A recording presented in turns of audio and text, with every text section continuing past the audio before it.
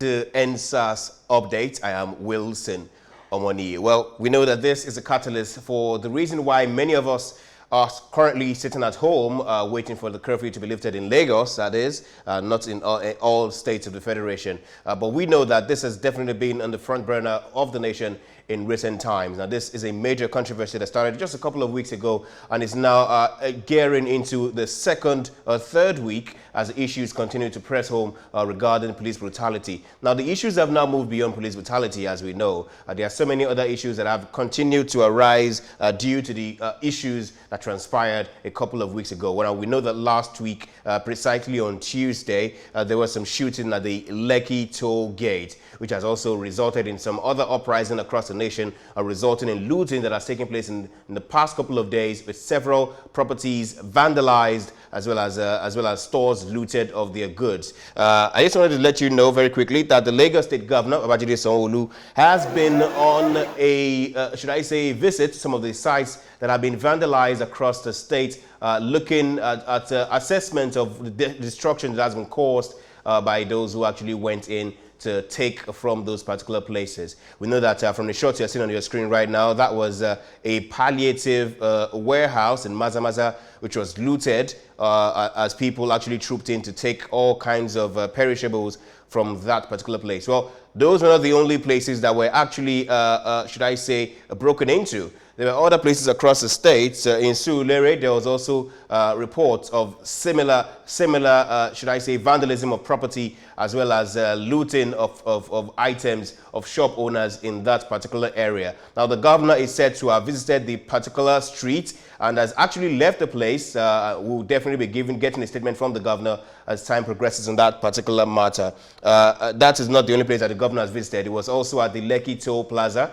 to actually look at the environment there and see if some normalcy can be restored as soon as possible. Let us also let you know that there are some activities going on from the Federal Capital Territory, precisely Aso Rock, where President Muhammadu Buhari was said to have met with former heads of state and presidents of the Federal Republic of Nigeria as it looks to resolve some of the issues actually transpiring in the country right now. We are also informed that heads of security agencies were a part of that particular meeting, and we're also brainstorming with the former heads of state and presidents of the Federal Republic of Nigeria. Now, I just wanted to take you to some reactions now. And these are reactions of those who were at the front line of the ENDSARS protests, particularly at the Lekki toll gate. Now, DJ Switch is a major name that people have become accustomed to in recent times, and that is because she was actually broadcasting live while the shooting was taking place on Tuesday night when the curfew was declared. Now, she has actually come out to give a reaction to all that has transpired in the past couple of days and has actually lent her opinion on all that actually happened after that. Also, we'll be taking the opinion of One Soul, who will also be giving his thoughts on that particular issue. He has actually gone out to try and calm some nerves from the people as issues continue to persist in the country. Now, let's take DJ Switch's opinion right there, as well as One Soul going out on the street to calm the nerves of those who have actually been on the streets in recent times. Take a listen. We must continue. If we stop, I fear it'll probably be the next 60 years before we talk about this again. We must continue, but we must continue peacefully. I condemn any sort of violence. I condemn the burning of buses and people's livelihood. See, let me say something to you. You may not know, but you might be burning your fellow brother or sister's workshop, but one of them that were in that protest as well. You may not know. I know we're angry, but the most powerful weapon we have is peace. Let us continue. I can't wait to come back, because I'm definitely going to continue and be back on the streets peacefully.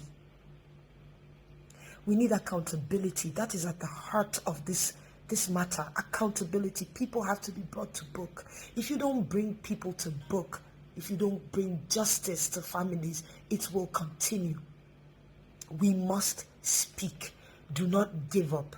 To our leaders, I urge you, please, do not minimize the suffering of families. Do not insult the grief. Do not insult the grief of Nigerians. Do not insult the intelligence of Nigerians. Do not insult the pain that families are facing. We have made our point. You have made your point. But it's enough. If you want to burn down this city, then this is a knife. Kill me first. If you don't kill me, you will not have the power to burn down this city again. Because as long as I live, none of you would destroy, burn, or take down any facility in this state again. Do you understand? Yes. The country belongs to you. Yes. So what are you fighting for? If you burn it, what are you fighting for? Is it peace? Yes. Is this peaceful? Is this what you call peace? No. Guns? No. Knives? Police uniforms? Handcuffs? No. This is the second gun and I'm taking off the street. It's enough. Ask for your right. Protest. Tell them what you want. You will do it in peace. Yes. You will exercise your right in peace. I want the army to be treated fairly. My father was a soldier. Yes. I went to the military school. So you will not burn down my city. I went to the same military school. Do you understand? Yes. I was 11 years old. If you say you want them to treat the police right, then why are you killing the police? Why are you fighting the police?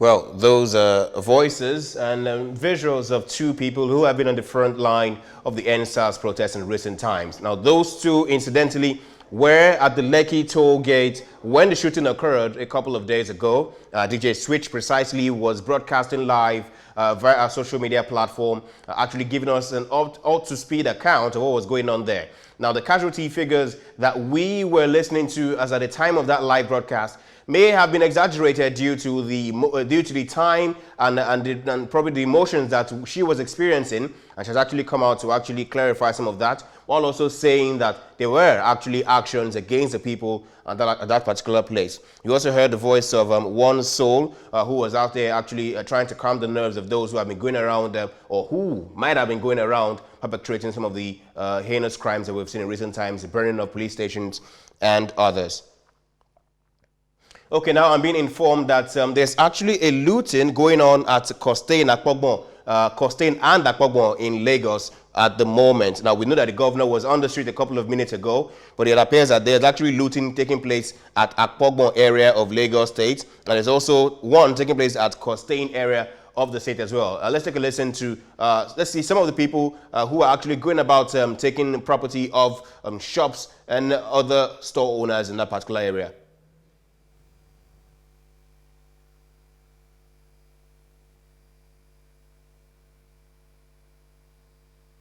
The sounds from those particular scenes, you can definitely see that there's a lot of people who are lifting materials away, heading back to their various destinations after probably boggling some stores in that particular area. If you are familiar with CMS area of Lagos, you would know that Akpogbon is a very busy place where a lot of shopping activities take place.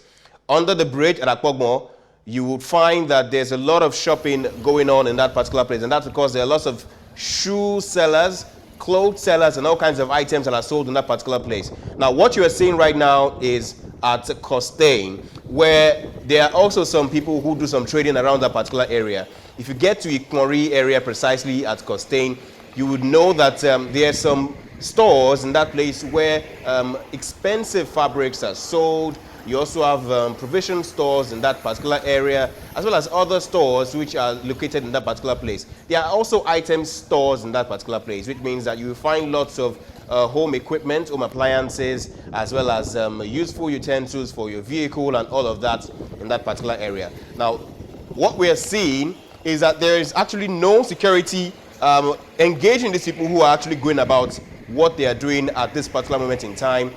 It seems that there are more people who are heading in the same direction that some looters appear to be coming from, and that means that they must have been informed that there's something going on there, and they're all heading to have their share of the cake. Now, no security has been seen as of yet in that particular area, and as it looks, it might just be an empty place by the time security agents get into that particular environment. We're using this opportunity to call on all law enforcement agents who are around and can actually help to bring calm to that particular area, to help protect owners of those stores from losing all of their valuables.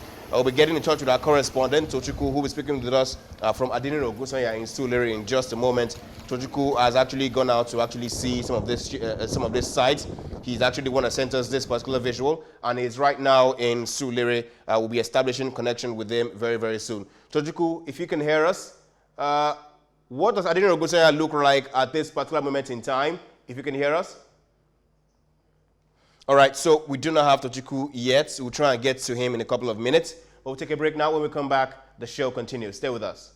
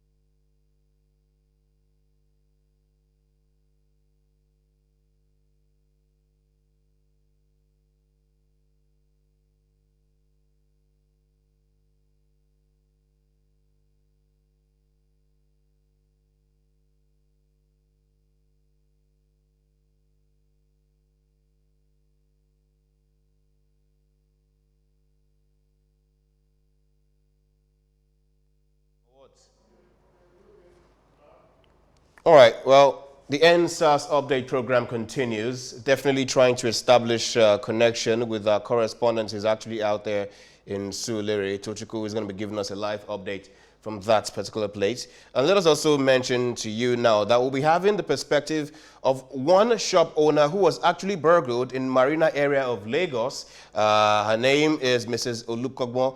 She has actually volunteered to actually speak with us on the program today. We'll be getting her perspective very, very soon on the program. We'll also be getting the perspective of Mojisola, who is also Mojisola Akinsanya.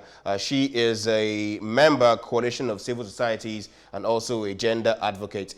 What you can see right now on your screen are shots of some areas that have been vandalized by those who went in the middle of the night to actually cause some destruction in the victim's shop. She'll be coming on the program right now to talk to us, but we can establish first with our correspondent, Tochukwu, who is going to be giving us an update right there from Surulere. But while we wait for Tochukwu's input, let us also mention to you once again that Lagos State Governor has been around some parts of the state to actually assess some of the damages that have been done in the wake of the COVID-19 protest, I beg your pardon, the ENDSARS protest leading into the shooting on Tuesday night by some men in uniform that appears to be the military uniform at the Lekki Toll Plaza. Now, this has spurred a lot of activities across the country, precisely in Lagos, where lots of stores appears to have been burgled.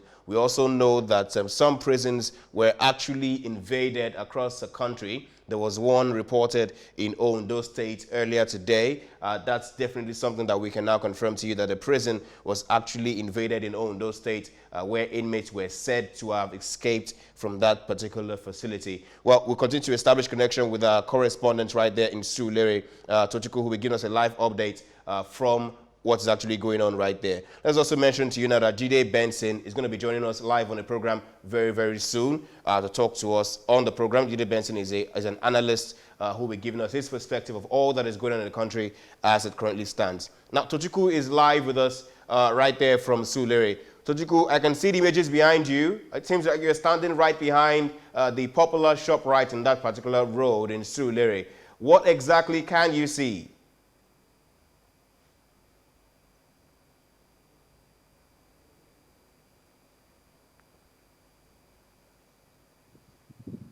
All right, let me take that question again. If you cannot hear me, quickly unmute your device so you can hear what we're saying, and we can also hear you. What can you see around you right there at the shopping mall, as well as other stores that appear to have been burgled in that particular area? What exactly is going on at this particular moment in time?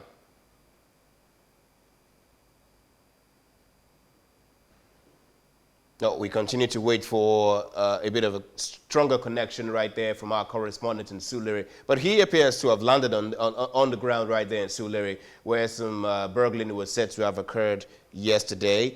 Several items were seen carted away. We'll also be speaking with the victim of one who owns one of the stores right there in the particular area, Marina precisely. She was also speaking to me just before the show started that the governor did not visit our area where burglary actually occurred yesterday in the early hours of the morning as looters came in causing complete havoc. She will be coming on the program to give us her perspective of what actually took place right there yesterday. Let's have some more visuals from some of the burgling that was seen yesterday and looting of property across the state and across the nation as angry youths appeared to have taken over some particular facilities, emptying the stores of their valuables.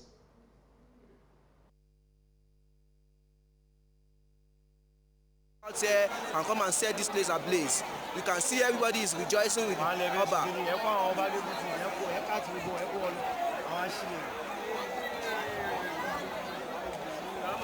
Oloye Kingdom, in front of the Ojera Palace. Hoodlums trying to invade us here in Ojera. For the past 2 weeks, Ojera has been expressing peace and unity among us, not until today where some hoodlums are trying to come and invade here.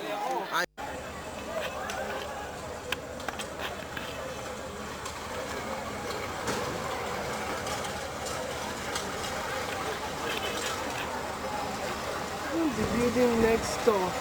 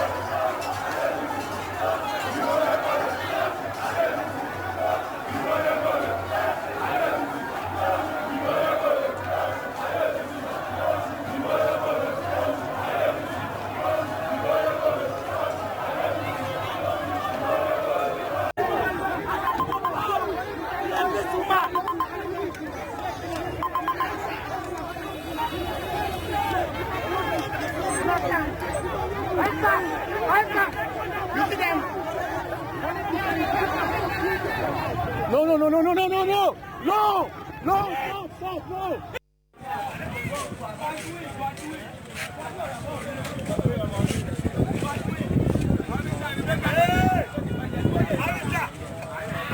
Officer, pay your money.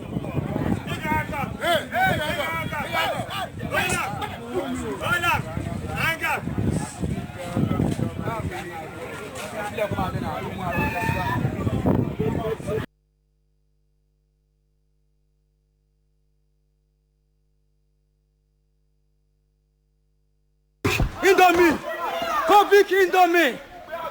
Ah, almost rice. Wow. Wow. That's where we are right now. They're shooting at us. There is a people that kill Nigeria like that. They are killing us. They are killing the youth of this country.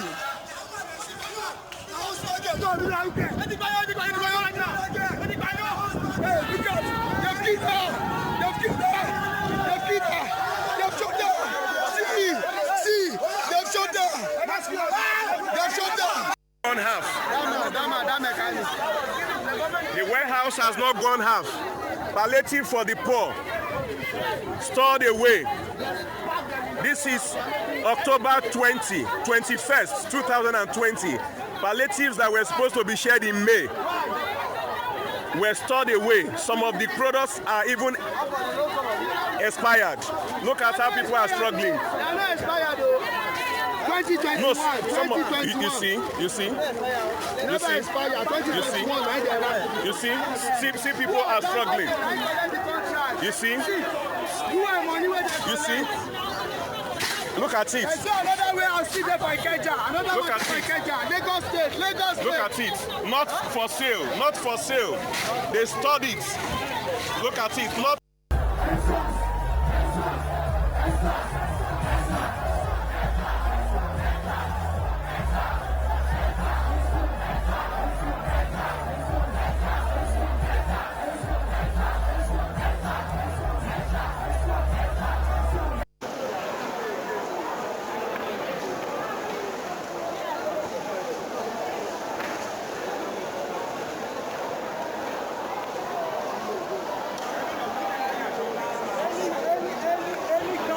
Refuse to give support to the protesters must go down.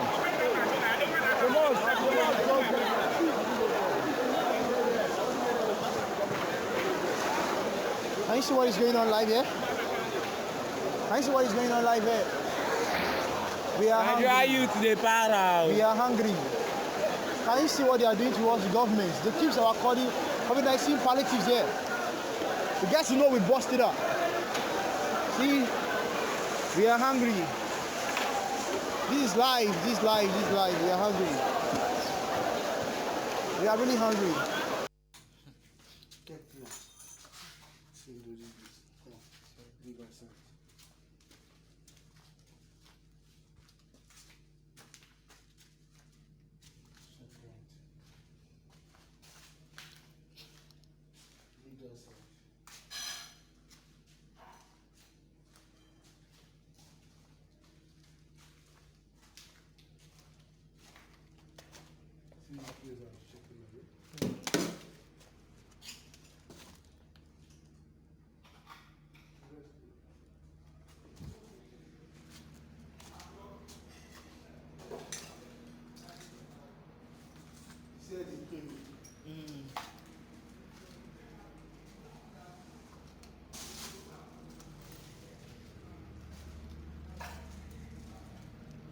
Both that standing AC, they took everything.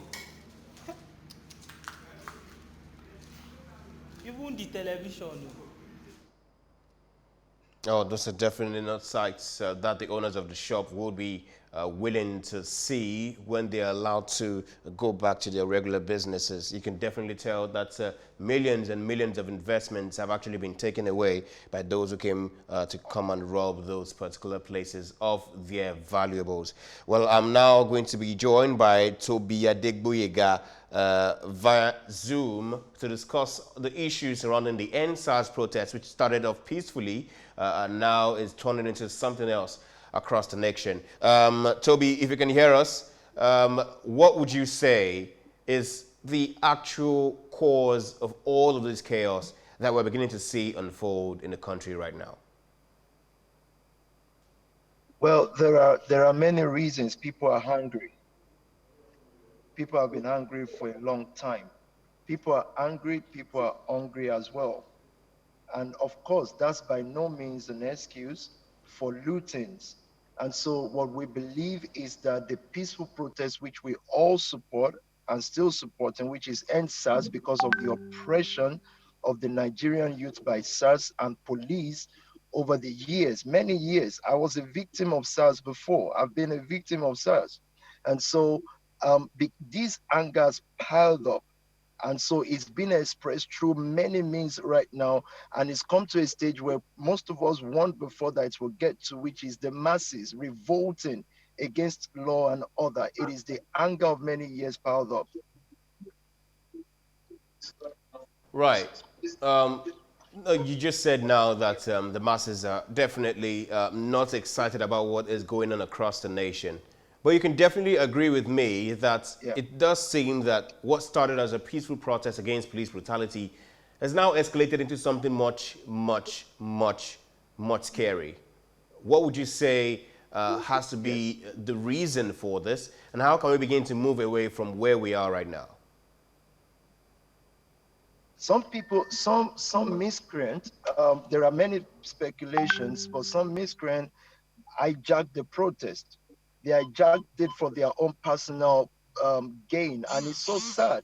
It's very sad to see that Nigeria still have people, young people who can take to the street and start looting whilst we're fighting a good cause. We're fighting the cause for everybody's tomorrow, for the tomorrow of our children. So it's unfortunate that it's been hijacked. Some people, there are speculations that some politicians might be involved in getting thugs on the streets to discredit the right and peaceful protest.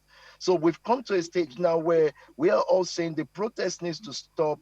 The point is made. Everybody has made their point. I believe that the government, there's a great distrust for the government, of course, but the government have said that they would do some things, and we all have to stop now so that these people who have hijacked the process can be stopped dead in their track.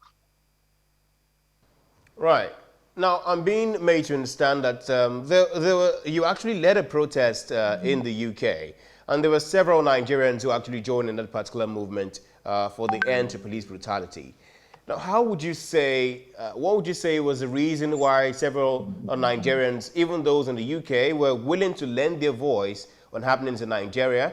And what would you rate the participation of Nigerians generally in that particular protest? Let me start by saying the participation is amazing. Amazing. There's a big protest going on. So what I did was to ask some of my friends to join me in this protest. To join me somewhere. And about 1,000 of my friends came out. So we joined the bigger protest. So I didn't lead the major protest. There were people leading it already. I just brought some of my friends out, and we met a larger crowd there. Thousands of Nigerians. Also very angry. Everyone just seems to be tired of what we may call sometimes irresponsive government. And so the participation was 100%. Everybody was there. There's still another one going on tomorrow, on Saturday in London.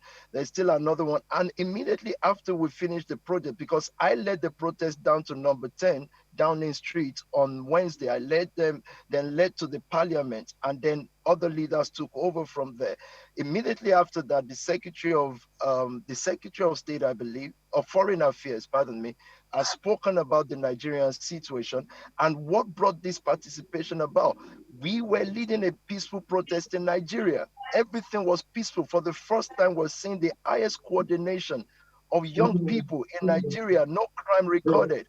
And all of a sudden, they killed people. The people were shot dead at the toll gate. And that infuriated everybody.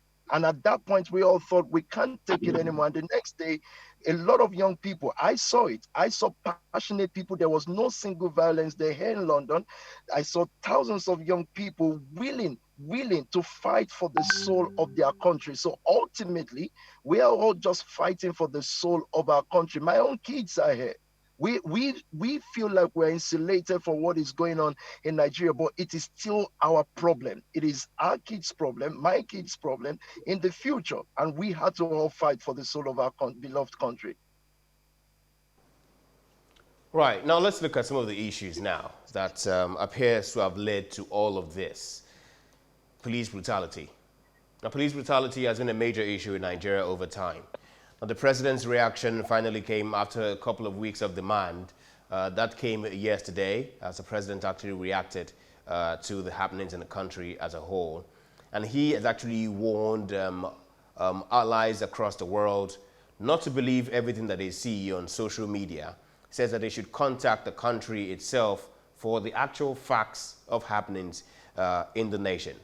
What would you say is probably the reason why the president said this, and how would you actually, what would be your assessment of his opinion on that particular subject matter?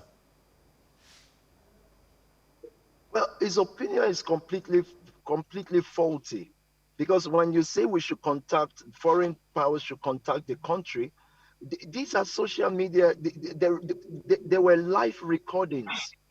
We're seeing things. People are recording things, and what we want is a president who listens to the people, who listens to us, to say we're not saying he's the one that shot people. We're all just saying that hold those who shot people accountable, because this is exactly what we're complaining against. So we're pressuring, and we formed very strong pressure group here in the UK. We formed MBs and people who have Nigerian descent. We formed them to pressure the UK more, to say you cannot just say we're going to listen to the government, because we don't trust the government anymore. There are videos there, there are live videos there.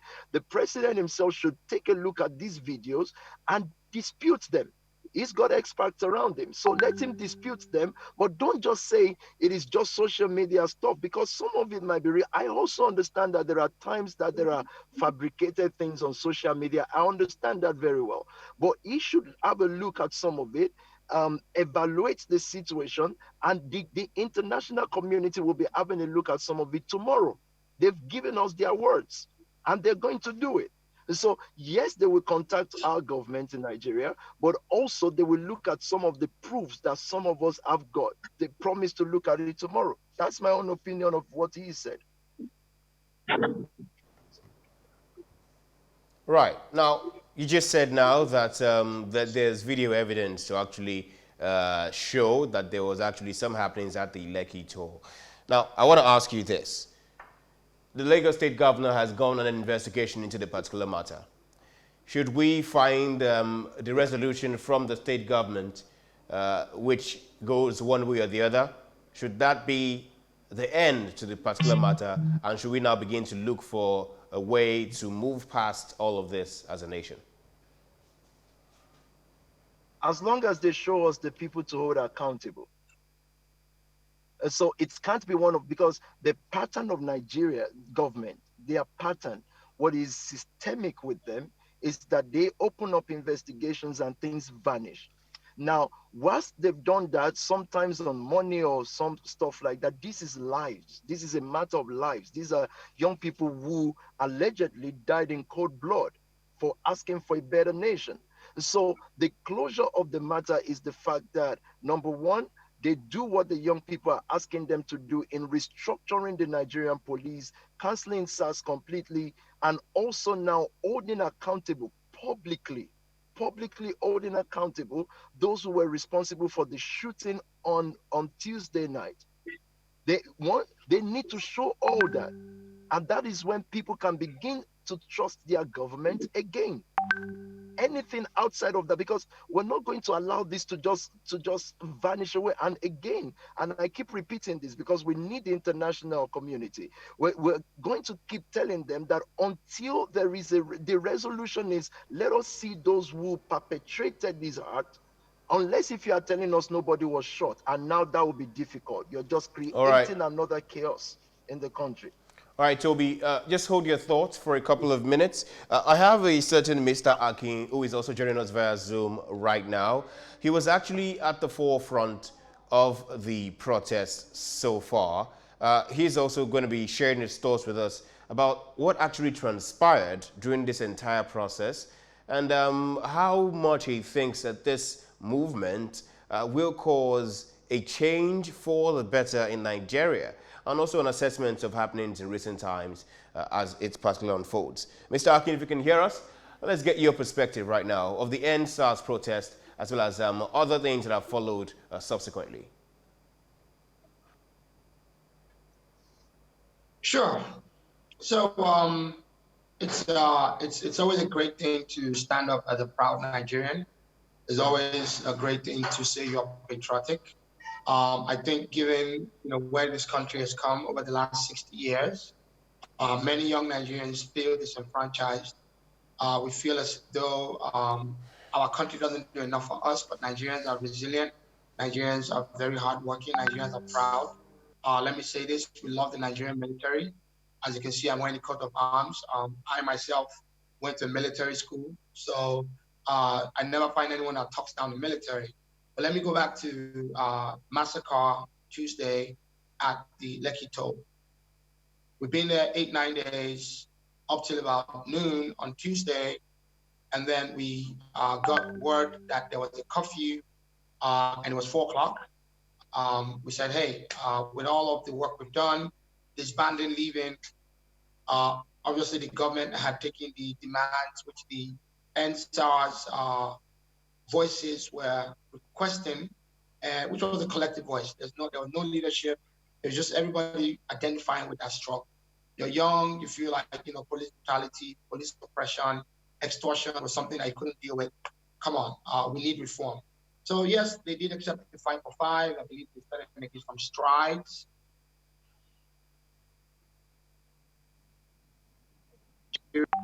But again, we said, hey, for once, let's test the limits of night of the incident. If we choose to stay back and can you hear me? Yes, I was saying, can we get to the incident of that actual night, that Tuesday night? If you can just give us a bit of a description into what actually transpired. And I think, I'm getting there, and it's frustrating that the media is just looking for this. I need to give everyone some context into why we chose to stay back and protest. Everybody's missing that strain in the conversation. As a Nigerian, the right to free speech, the right to voice my displeasures peacefully with the government should be something that is encouraged. And when we chose to stay back and protest at 4 o'clock, we were organized, we cleared up the perimeter of the environment, made sure there were no weapons, there were no ammunition, any thugs, hoodlums that were around, we chased them away. We got private security to help pat down protesters. We got on the protest ground, and at about between 6:30 and 6:40, we realized that the military had arrived about a kilometer from the entry to the tolling booths and started using a gunshot.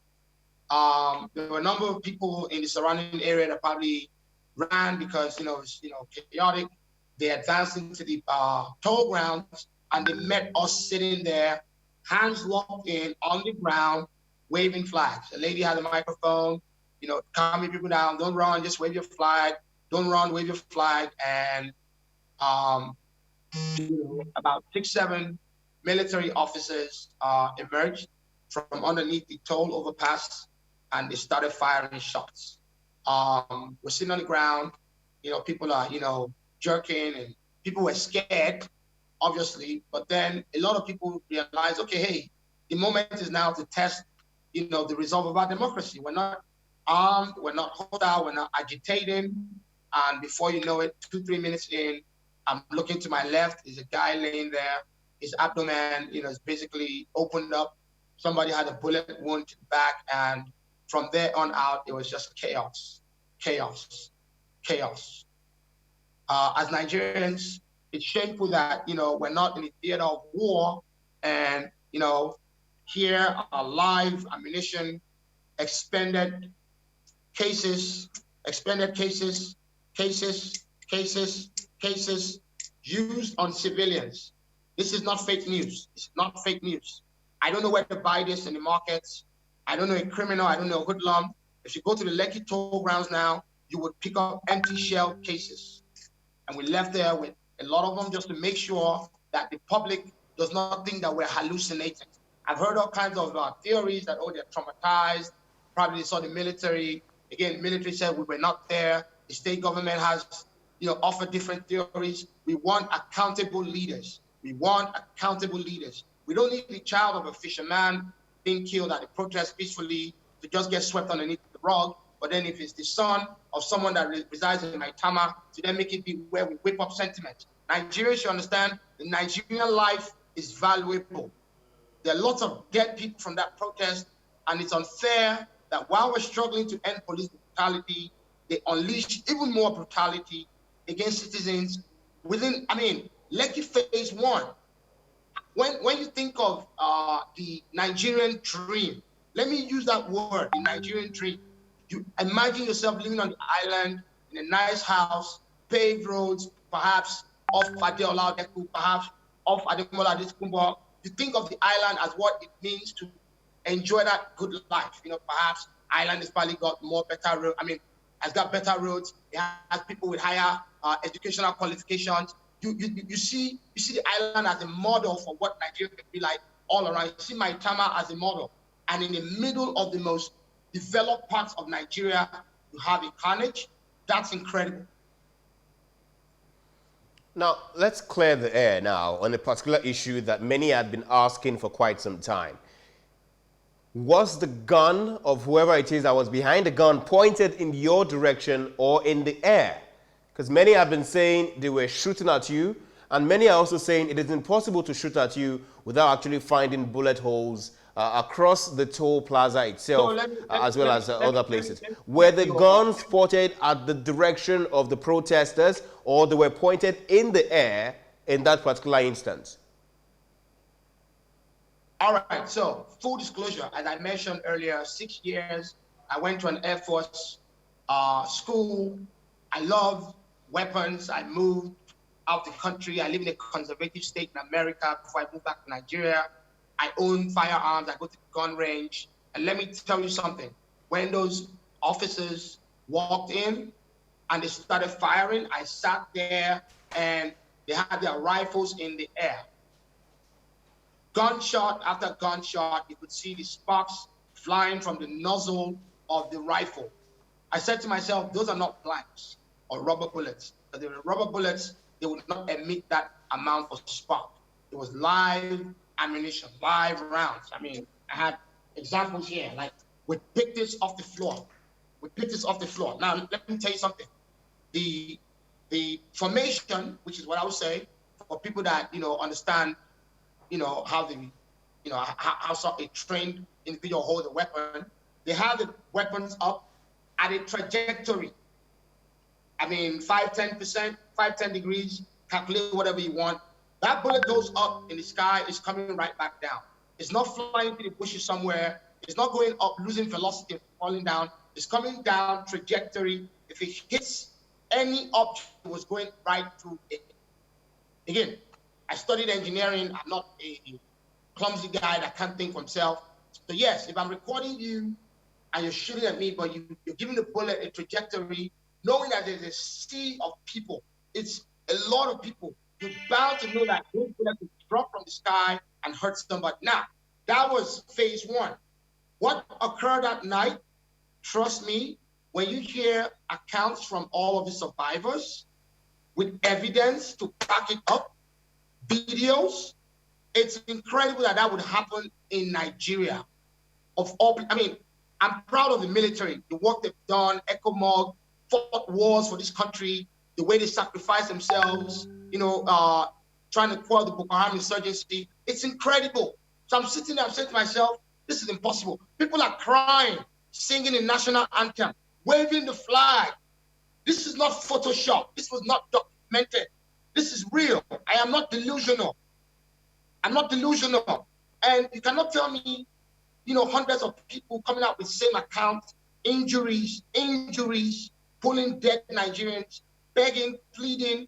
It's incredible. Now, second phase of that encounter was the execution rounds, where they went chasing people in the dark, just basically firing off shots. And believe me, when I narrate this kind of encounter, I'm very emotional, but trauma and the thoughts of what people would have gone through, all of us collectively, it should not happen in this country. It should not happen in this country. Now, there were no hoodlums. Nobody had a weapon. Right. Nobody fired back. Akin, just a moment. People had flags. Just a moment, Akin. Now, I don't know why we're having to now discuss bullets on this particular show, but it appears that we have to clear the air on some of the issues that you have raised now. Some of the ammunition that you have shown us appear not to have the pointy edge, which is the place that the damage actually is. And we know that what you are holding appear to be shells of the bullets that may have been triggered from the weapons. It is possible that when a gun is facing upwards and a bullet is fired, the shell falls off onto the floor, which is where most of these things were found. So if you can show us the gun itself now, let us just clear the air and finalize on this completely as a whole now. Are there any full bullets that you can actually see in your possession? And if you can show us one of those bullets so that we can clear the air on this particular issue. Where's your camera? Camera's right. Sorry. Hold on. Can you see it? Can you see the pointed tip? Can you see the shell? Can you see it? You see it? That's the live round. You see that? Interesting. Right, okay. Now let's move away from all of this. Now we know that this has happened. We are waiting for the results from the investigation of the state government into that particular incident. The state government has denied involvement. There's no word yet from the federal government as well about the soldiers that were actually deployed. Now, let's get into moving past all of this. We have seen what has happened in the past couple of days. Lootings have actually spread across the entire state. There was an attempted prison break at the Ikoyi facility. We also know that major places were also broken into across the state. The Oba's palace was actually invaded, that is on the island. We know that there was an attempt on a similar palace in Ijora area of Lagos. That was actually fought by people around that particular place. The images you are seeing on your screen is Maza Maza palliative warehouse, which is actually broken into by residents of that particular area. This is also not what the protest was supposed to be about, you must admit. They have seen videos of policemen being killed by mobs on the street. There was one recorded in Lagos. There was a similar one recorded somewhere in the southeastern part of the country. Now, this is definitely taking away the attention that you were trying to drive home, and all of those who were gathered at the Lekki Toll Plaza and across the nation for a peaceful protest for this particular issue. How do we begin to move away from the violence and get back the nation on track? We know that we have lost a considerable amount of time in this year due to COVID-19. How can we move back into what we actually want to see in our nation, for economy to begin to grow and for people to begin to have their livelihoods returned? Sure. So let me say this with a lot of responsibility and seriousness. I love what the police do. Again, good policemen that wake up every day, endanger their lives. Trust me, growing up as a kid, before we had revision of minimum wage, my parents used to always do a lot of great work with police officers' wives associations. I even have an uncle, but again, distant relative that, was, what you call it, a DPO that was equally murdered. So in my family, I've seen police officers, suffer tragedy. So again, for the policemen that were killed in all of the hostility in many of the communities, trust me, God rest their souls. Again, nobody deserves to die. I don't care what the issues are. Nobody has ever called at a protest for the maiming, injury, or killing of a police officer. We talked about peaceful protesting only. Even when we decided to stay back, we bought water, supplies, food to keep people calm. So it's not a question of people got agitated. So all the looting, I own businesses here in Nigeria, and one of my businesses, they made access into it. So everybody's suffering the collateral damage as a result of the hoodlums taking advantage of the insecurity. Again, the Lekki protest was a confined space. Call it inconveniencing the government and its revenues. I hear you, because again, as peaceful protesters, when you want to be heard, it's just a simple approach to saying, hey, we're going to come here in numbers, all of us sharing the same feelings, the same voice. We need to see that the government pays attention. And I think the objective was somewhat met. But then again, the right to peacefully protest, even to throw this in there, the curfew was not meant to kick off till 9 p.m., but the shots started ringing at 6:40 I think we need reform. For all of the losses of properties and life, I hate seeing what I'm seeing on TV. It's just like what we had with the Black Lives Movement in the US. People went looting in the name of protesting. That's not what the original protesters want. So there's always miscreants and elements that will take advantage of chaos. But again, that chaos did not emanate from protesters at the Lekki Toll. We were confined, sitting down. We did not leave the grounds. All right, thank you so much, Akin, for joining us on the program today. We do hope that you continue to recover from the psychological impact of that particular incident, and the nation as a whole recovers from this particular instance that we have found ourselves at this particular moment in time. Thank you once again for joining us on the program. Thank you. Right.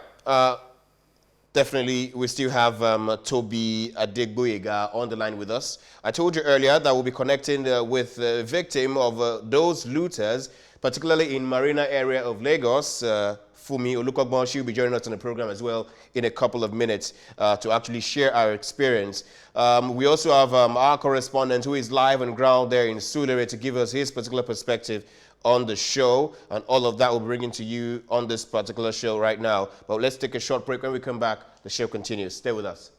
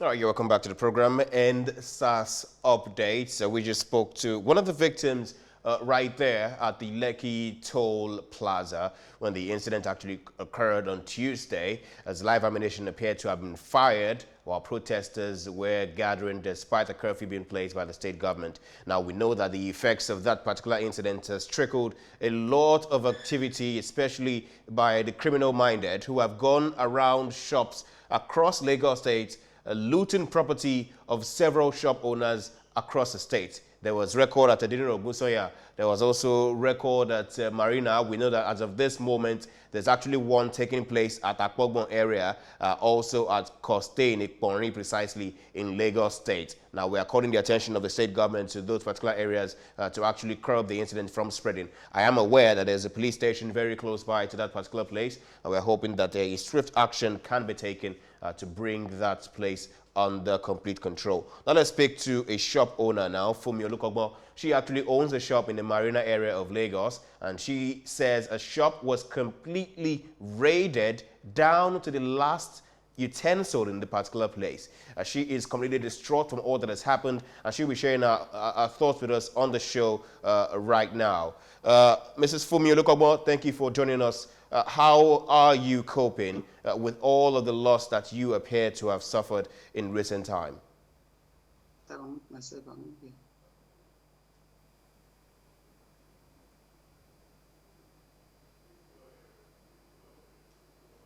All right, if you can hear me, I was just asking you how you are actually coping with the news that you received and how you are actually going about the entire process. I'm not sure if your mic is unmuted from your end. If you can unmute it so we can actually hear what you are actually saying to us at this particular moment in time. How are you actually coping with the loss? Okay, good afternoon.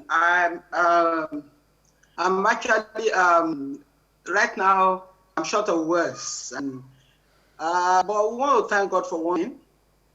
We thank God in Nigeria that we won, and we know that there's nothing that can take us away from having the kind of Nigeria that we want. We want a Nigeria where every Nigerian is free. I'm sad that people take advantage of such a peaceful protest and try to reduce the economy of this great state and our nation to zero. But we know that whatever any of these hoodlums have done cannot deter us from having the kind of nation that we want. I'm pained, and I know there in Marina, where my eatery is located, we have several shops there. Almost every shop was looted. The cash carried there looted to zero. Conga there looted to zero. In my own shop, not a pin was left. From chairs that customers sit on, to tables where we put food, even everything. Our food warmer, freezers with the contents, the 4 freezers were removed, all ACs were taken away, computers were taken away, everything was scattered away. But we want to thank God, because we know that we have a responsible government, both federal and state, and we know they're going to come to the aid of millions of us that have been affected by this. But I tell you, this will not deter us from having the kind of nation that we want. We want a nation where every citizen is free, where we are not second-class citizens in our own nation. We don't want to run away from this country, and nothing we want to run away. So I'm calling on everyone, the government, especially federal government, they should come to the aid of those states. It's a terrible experience. It's very terrible. Thank you. It's quite painful, some of the images that we're seeing now. I don't know how to quantify it, but it is definitely one that might set you back for several months, if not years. What kind of compensation now will you be looking forward to from the government? We know that the governor has actually been around some of those places today. What would you be looking forward to precisely from the government?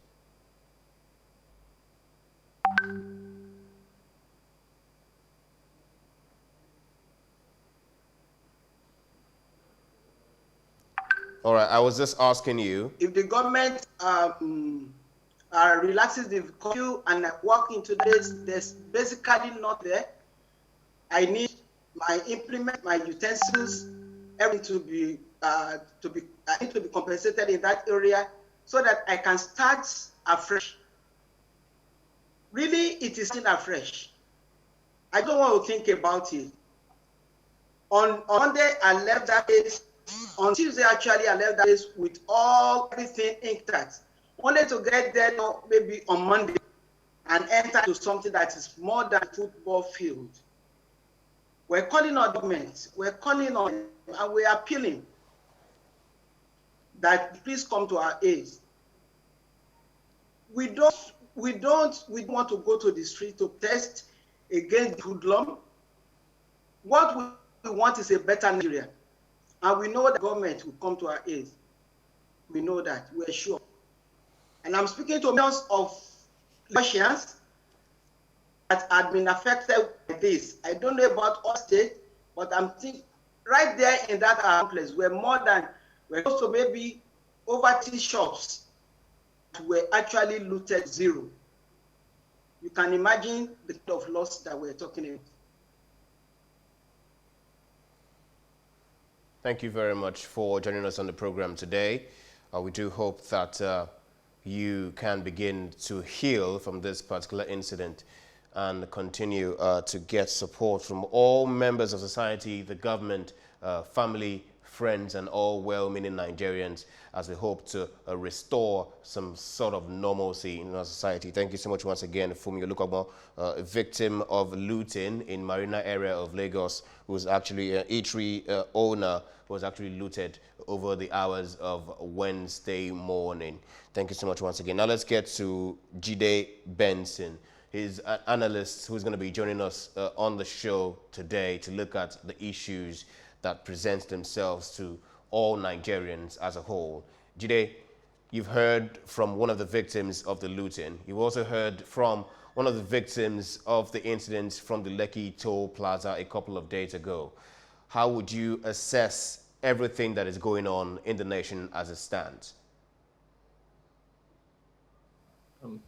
Thank you very much for having me. First of all, let me extend my sympathies to Mrs. Fumi Olukogbon and also to commend her for the courage that she has displayed just a few minutes ago.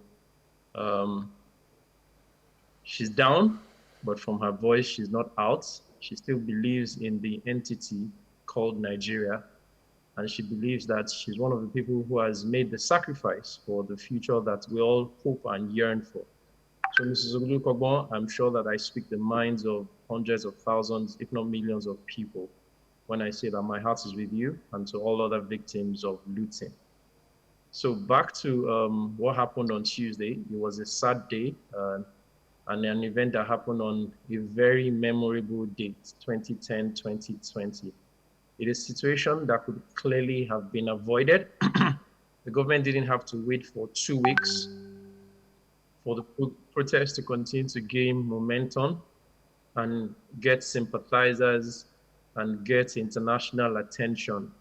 If anything, it is my belief that the government only decided to act.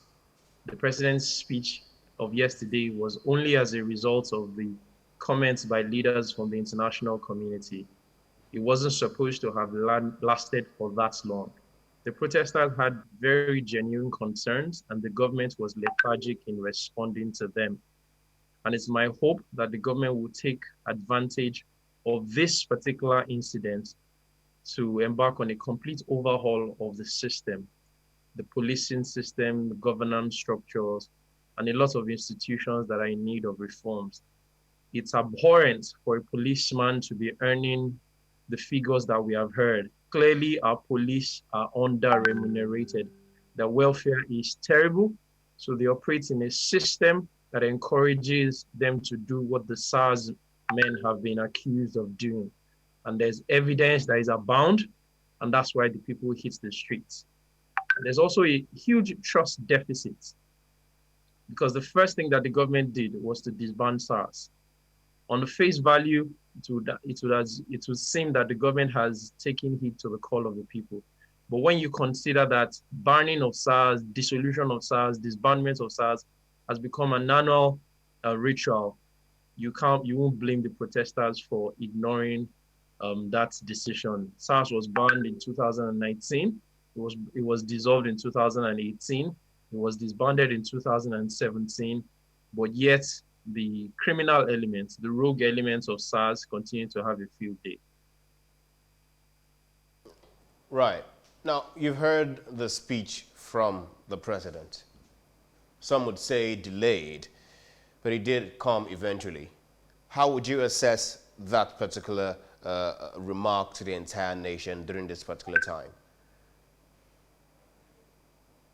For me, the speech was a ball-dropping exercise. Another ball-dropping exercise. The president again missed an opportunity to speak to the issues. There was clear lack of emotional intelligence. If anything, he took advantage of the speech to reel out some of his government's policies, talking about trader money and market money and NAGRO. I read the speech in the early hours of this morning because I took a personal decision a while back never to tune in. to listen to the president speak. It's a waste of my time, and it's not time well spent. Time is an investment, and I wouldn't spend it listening to the president because I never draw inspiration from it. In all of what the president said, he was silent on the incident that happened at the toll gate. As commander-in-chief, the buck stops at his table.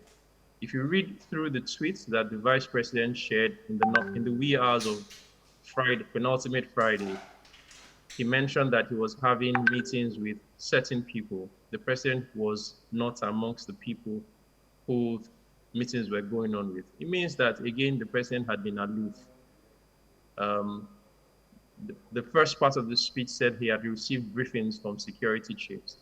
And I think that a person who has 6 media aides didn't have a speech that was deep and wide.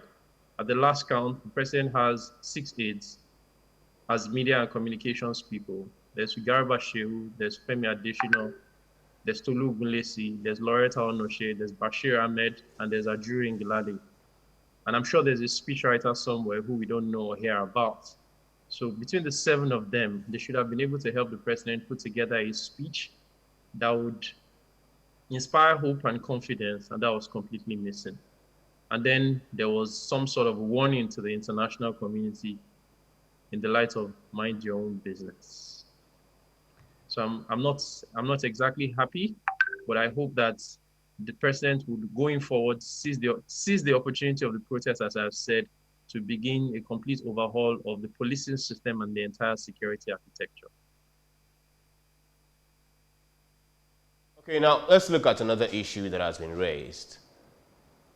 If you can hear me. Now let's look at another critical issue now. The Lagos State government has lifted the curfew from tomorrow 8 a.m. to 6 p.m.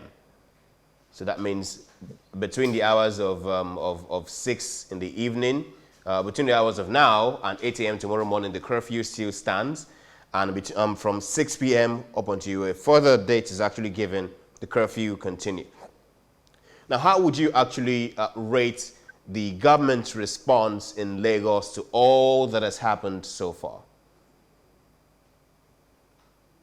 Well, the actions taken by the governor of Lagos State are quite commendable. If all of what he had been doing since the first time he addressed the protesters had been complemented by the federal authorities, it would not have degenerated into what happened. I mean, say what you like about him, he wasn't there in the first few days, but his deputy governor held forth well. And when he came around, he took charge of the situation. He made a few promises to the protesters, and we saw live evidence that he put actions to his word, and we saw the results. And while he was making a presentation to the government, to the president, we saw him snigger, we saw him laugh, like, what's he talking about? And so clearly the governor of Lagos State has been overwhelmed. He was overwhelmed, and he has a bit of my sympathy. Lagos has been the epicenter of the protest. And so we all have a duty now as Lagosians, which is the melting point of Nigeria, and if I can add West Africa, to begin to rally around. This has not been an ethnic issue or a religious issue. It has been about fundamental human rights. And I see that a campaign has started by the state government to ensure that we all heal from this together. So it's like it's taking back to the era, it's taking us back to the era of the Nigerian Civil War, where the head of state at the time, General Yakubu Gowon, came up with the 3 R's. It was reconstruction, rehabilitation, and I can't remember the 3 R's, but that's the way we need to look at it, and we all need to heal together. I think that if the federal authorities do not take advantage of this opportunity to right the wrongs, we will come back to this sometime in the future. It may not be under this president, but this president has a golden opportunity to etch his name in gold, that he left a policing system that the entire world was happy about regarding Nigeria. Okay then, now let's begin to look at some of the actions that state governments are beginning to take. We know that there are judicial panels of inquiry now to look at acts of police brutality and violation of human rights across the country. But many have also faulted that this has been done in the past and nothing concrete has happened afterwards. How would you say we go about bringing some some respite to those who have suffered police brutality, even during this protest period and the curfew that some states have actually declared? I completely agree with those who say that we're back on the familiar road. Judicial panels of inquiry are nothing but a jamboree, because there's going to be a budget for those panels. There's going to be media budget, stationary budgets, all whatnot. Those are not the issues. I think those address the symptoms and not the real issues. There's a need for a complete overhaul of the system. I mean, in the last 2 weeks, it was as if every time we went to bed, we woke up to hear a news about one person's episode. And I think in the last few days was when the one about the Akuzu one came out. Years ago, we heard about the Akuzu incident and nothing happened. I don't know of a system that will allow such level of injustice to go unattended to. Now, if you listen to Governor Wike a day or two after the vice president had directed state governors to set up judicial panels of inquiry, he rubbished it, saying that his state had done something like that, and they passed a report to the federal authorities and nothing was done about it. They politicized it. And one of the questions that he asked was, who is going to pay for it? So yes, you're going to have judicial panels of inquiry. Some states are groaning under debts. They're barely able to pay salaries. So if that responsibility is now that of the states to compensate the victims, some states will clearly not be able to afford it. So it's just going to be an exercise in futility as far as I'm concerned. We're just going to be regaled with more gory tales. By the time people appear before those panels, if they do decide to appear, you will hear tales that will make you weep and that would anger and enrage people further. The policing is clearly under the federal authorities and they should accept responsibility for that. Whatever those panels come up with, the states cannot act on them. The clamor for state policing has been brought again to the fore by this. Whether you call it state policing, regional policing, local policing, we need a second level of policing. It is clear, it is manifest. State governors are complementing the efforts of the federal authorities to improve the security in their states. They donate gadgets, they donate vehicles, they renovate police stations and police commands. So they might as well have the security architecture of their states under their control. Why do we refer to them as chief security officers when they are actually not? They have to run to Abuja when their states are boiling. So I don't think, to answer your question, I don't think that these panels will come up with everything. We're only going to find revelations and very little after that. All right, Jide Benson, do not go anywhere. We're going to be looking at some other issues now that have unfolded in the past couple of hours. I'm sure if you were listening to the program earlier, I mentioned that there's looting taking place at Costain and Akpogmo area of Lagos in the past couple of hours, and our correspondent was actually there taking us some live images from that particular scene. I'm also aware that Toby Adegboyega is also still live with us via Zoom. He's joining us from London, UK. He led the protests in that particular place to end the police brutality here in Nigeria. But let's take a break now. Our correspondent, Tochukwu, will be joining us live in the studio to give us what he saw from the places he visited across the state. Stay with us.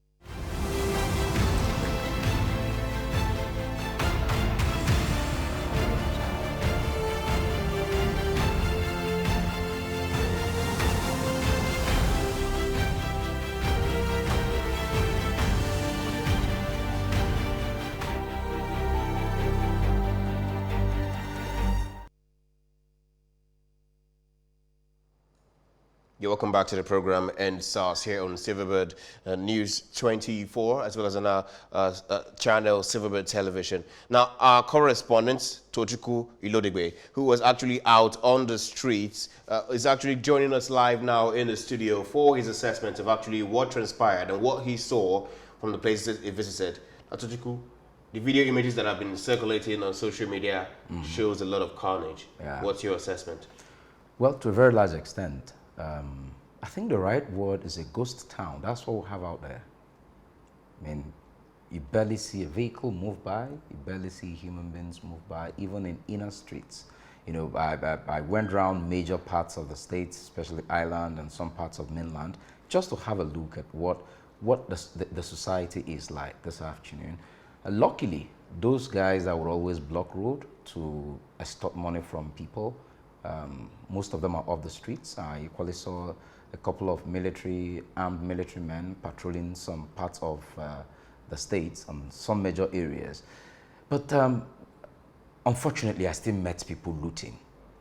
You know, immediately if you, from the island, you move down and climb up that Akwambo bridge, under the bridge towards Costain, I saw thick smoke. So I had to stop, you know, came down from the vehicle, let me go and have a look. It was a massive looting again. People were burning shops, and then things are being carted away. I made attempts, you know, as a journalist, naturally you would want to catch, let the lens get a few things. But while I was trying to capture a few, those guys started stoning broken pebbles and bottles, you know, so I had to quickly, myself and the cameraman, the thing is, it's not quite safe there, out there, you know. But I will give it to the military. Some of the commercially strong, commercial viable areas, I saw a handful of military men, well kitted. For instance, when you get to Marina, going in towards Broad Street, where you have a lot of business activities, that beside that UBA Bank, I saw a street that yesterday or 2 days ago was looted. Now the military are mounting serious, heavy presence of the military are there, and you can see some of the traders trying to see what they can salvage from the remnant of what those guys did. It's really crazy. But I think the one that could cause tears, if I describe it that way, is getting to ADENIRAN OGUNSANYA in Surulere. It's massive. It's massive. No one bank was left out. Banks? No one bank was left out on that street. And you know, it's a major street. When you talk of Surulere, that's like the heart, the bone of Surulere. Everything is down. From banks to businesses. There's this popular mall, ShopRite there. Nothing is left. These guys literally broke in and carted away with goods.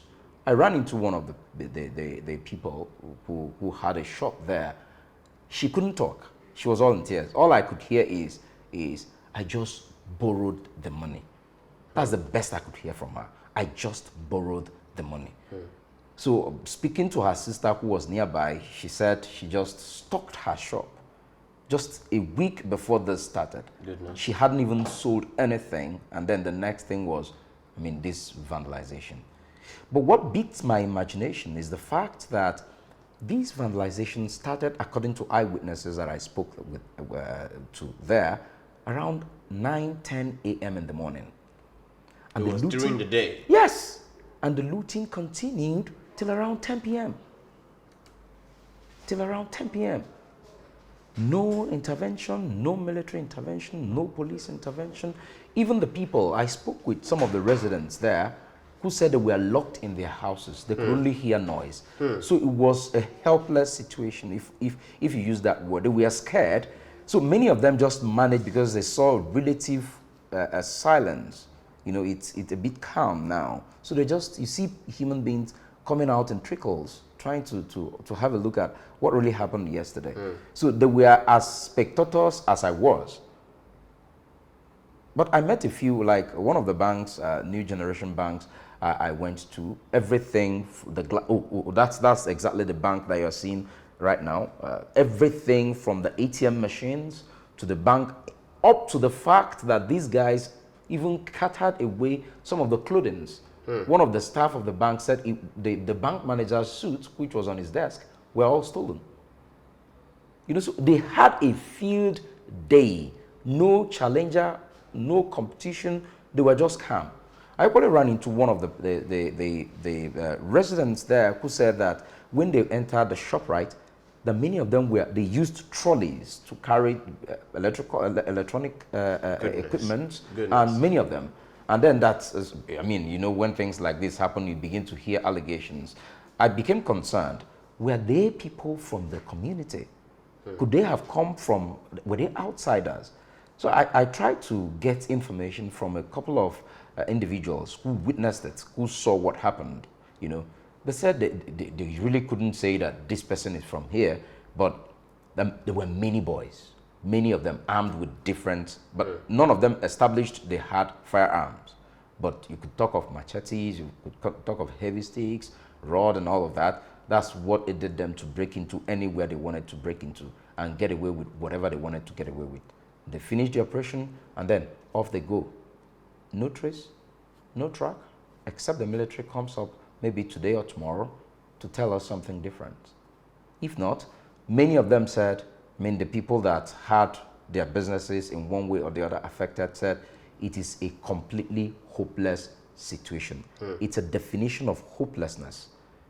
But another thing that really caught my attention was when I had the opportunity to talk to some other residents that were able to get into their homes because they were afraid of even coming out. We got into their homes and then we had this chat with them to say, I mean, how do you feel? You know, it beats my imagination to see that people are still angry. Even those who had their property destroyed are still angry. Right. Now, we can see that you also conducted some interviews with some residents of the area. Yes. What exactly was the conversation about? Yeah, but that's exactly what I'm telling you. Some of them have this anger that, yes, my property was destroyed. But the thing is, I can't even feed. My kids are going to school. School has resumed. I can't afford. Let's hear from the horse's mouth now, and let's hear what they actually had to say regarding those particular issues. Take a listen. Mr. Tijani, you live around here? Yeah. Yes, I do. In a moment, can you tell us what has happened here in the last 2-3 days?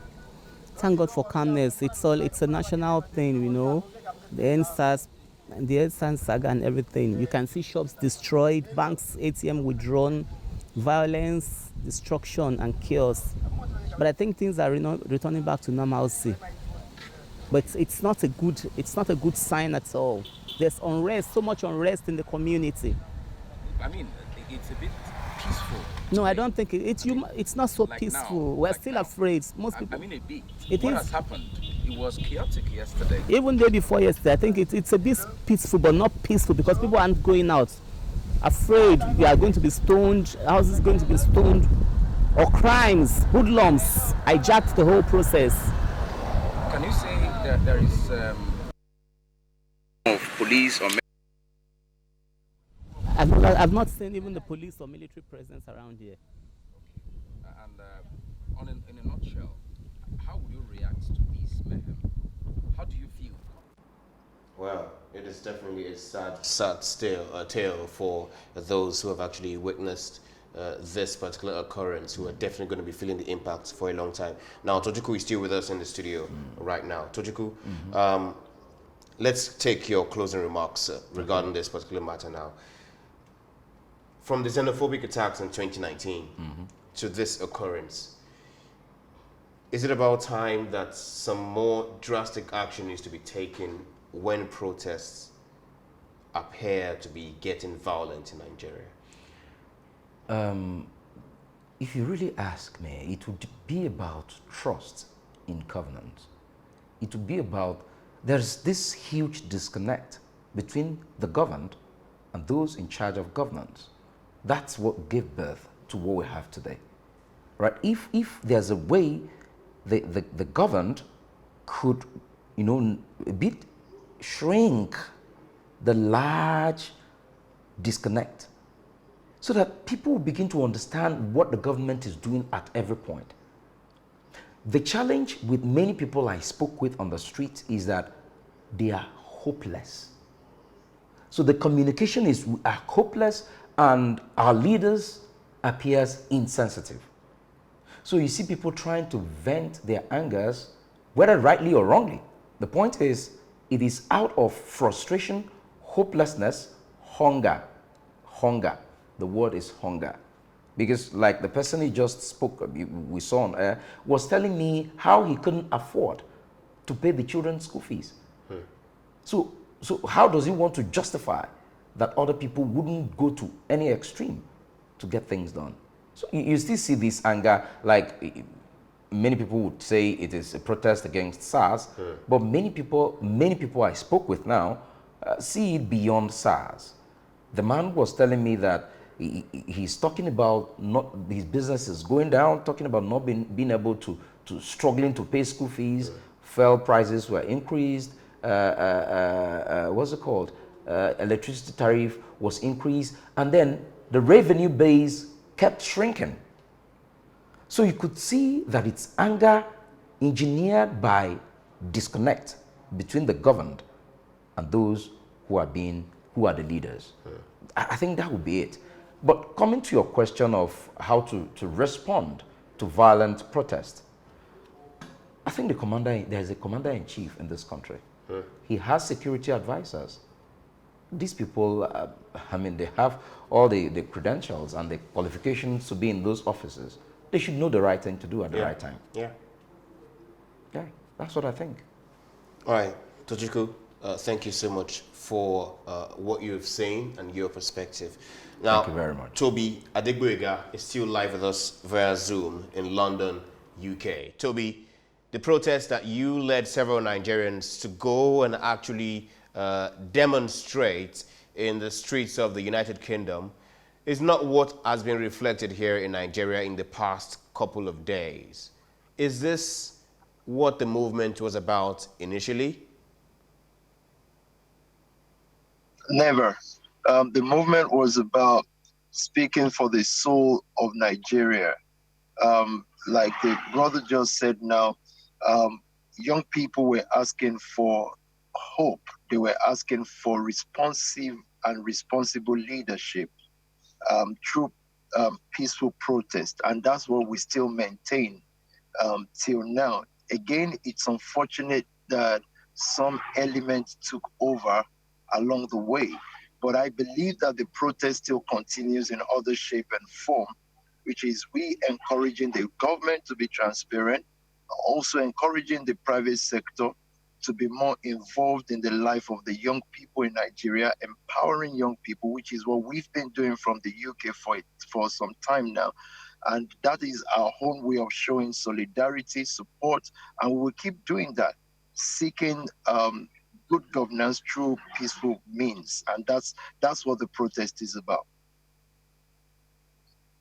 That this is going to be a lot of responsibility for the government. Make no mistake about it. The properties destroyed would be in the millions, if not billions, across the state. Do you think it's about time for all well-meaning Nigerians to begin to try and make their little donations to help these businesses that have been affected by this protest to actually get back on track? Very much so. That's all Nigerians should join hands to build. And I've always felt that the solution to Nigerians on ending crisis lies with the private sector and well-meaning Nigerians too. And to that end, we've been sending palliatives. During COVID, we did so too, and we made sure we fed about 30,000 people in Nigeria. That's private contributions. We also make sure that during this crisis, since the protest started, making food available on the street, and also at the moment, making sure that businesses and cars that are smashed, we make contribution toward helping them to go back to normalcy. And so, yes, I agree with you that it's about time that private individuals, well-meaning Nigerians, philanthropists, begin to make contribution to help people to get back on their feet so that our economy does not crash. Right. Now, let's look at another issue now that was raised by our correspondent on the street. It says there's a bit of a disconnect between the people and those in government. How do you think we can begin to breach that disconnect between the people and the government? Transparency. I think for the black community here in UK at the time, there was a complete disconnect between the Scotland Yard and young black people. And what they did was to go to where these people were through different officials from what we call borough, which you call local governments in Nigeria, to actually reach out. And sometimes they are faced with opposition and anger.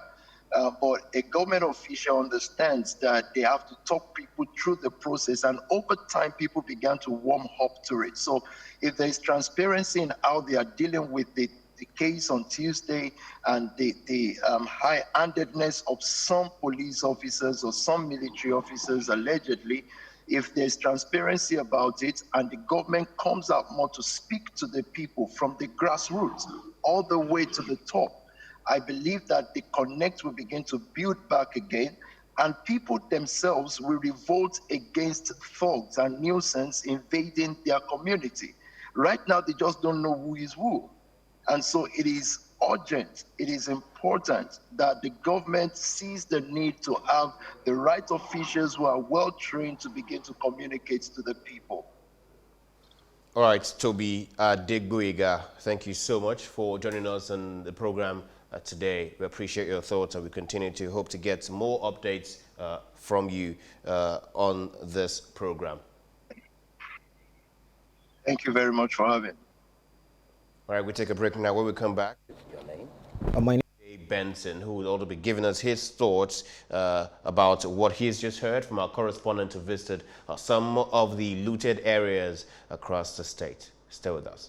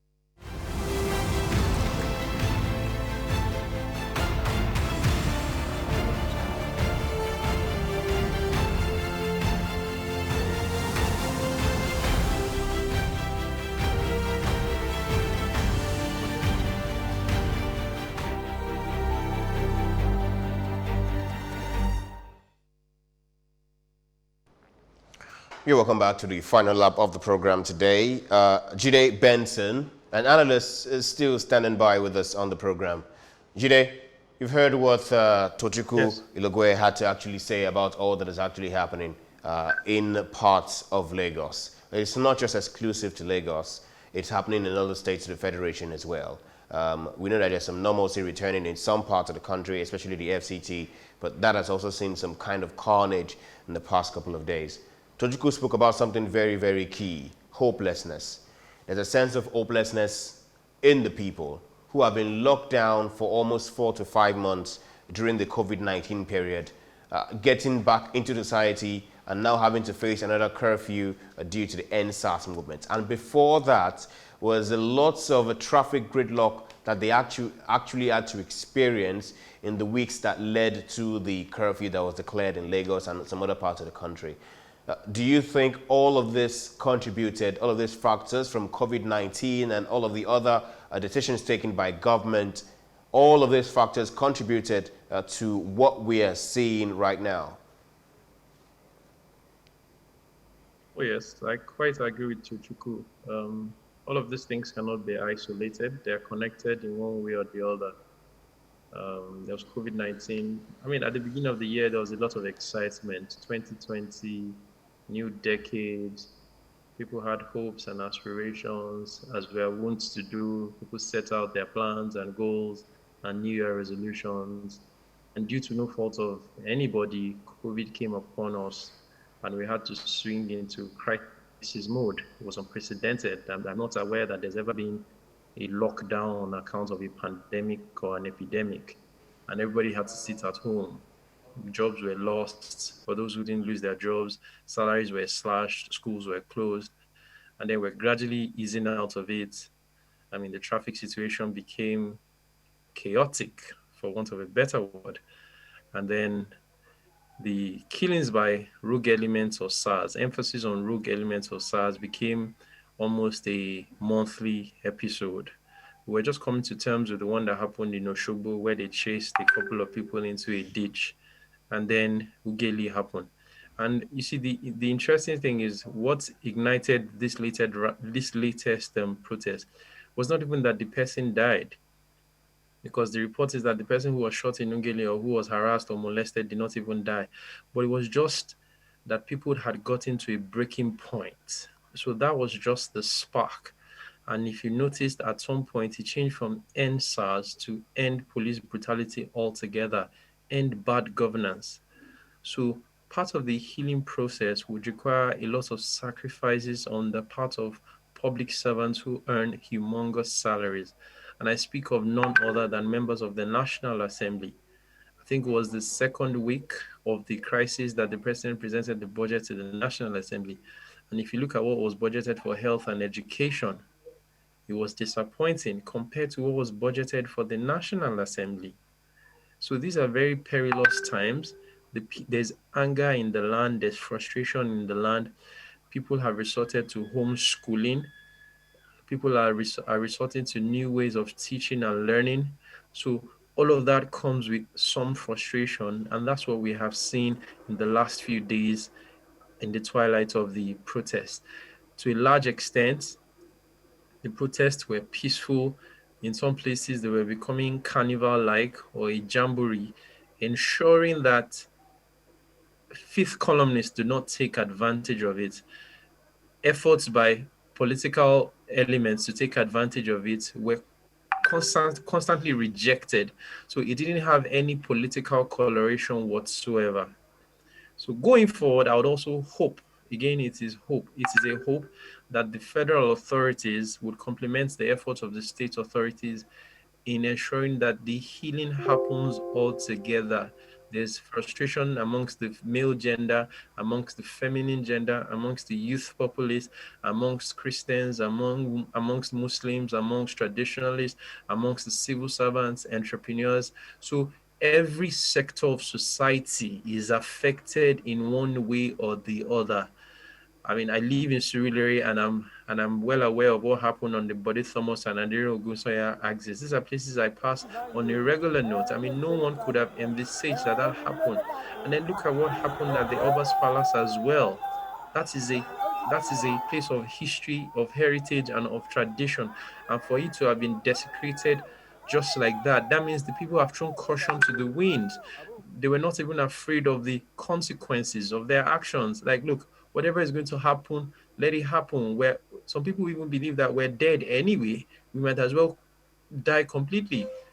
A lot of people are merely existing, not living, not knowing where the next meal is going to come from. So such people will be easily used as cannon fodder, and that's what we have seen statewide and nationally when life means nothing. The question has been asked time again, what is the value of a Nigerian life? We're seeing videos of people being killed. It means that we don't value the lives of ourselves, or we don't value our lives. And that's why people can find it very easy to snuff out life out of a human being. We're in very perilous times, and the healing has to be led from the top. Jide Benson, that is a safe place to land for today with your thoughts. Thank you so much for joining us on the program. Thank you. Thank you for having me. And please. Well, the healing process definitely has to begin. And we're hoping that a resolution from the meeting at the federal capital territory between the president and the former heads of state and president of the nation yields a fruitful result for all Nigerians, as we continue to hope that we recover from this particular experience and grow as a nation. Thank you so much for being a part of the show today. We appreciate every single one that has made this possible. To our correspondent, Tochukwu Ilodigwe, who went out on the street to actually give us some assessment of what is going on. Mojisola OGUNSANYA, who is a feminine activist, who gave us her perspective as well.